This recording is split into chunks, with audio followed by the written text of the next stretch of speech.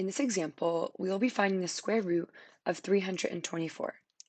324 is an example of a perfect square. A perfect square is a number that if you take its square root, you end up getting a whole number value as a result.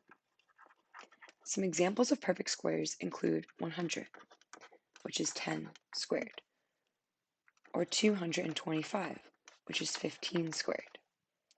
Here, let's figure out what the square root of 324 is by first trying out values nearby. Let's try out 17 times 17. 7 times 7 is 49, carry the 4.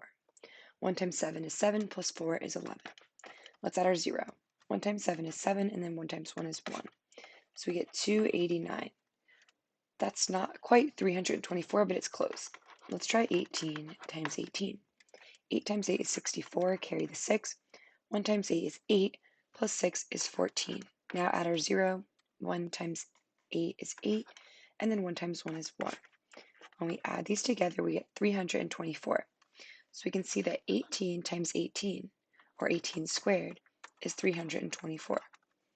This leads us to the conclusion that the square root of 324 is equal to 18.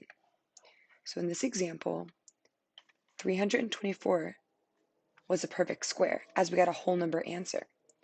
And the way we found this was by trying out different numbers and multiplying them by themselves to see which ones ended up being 324.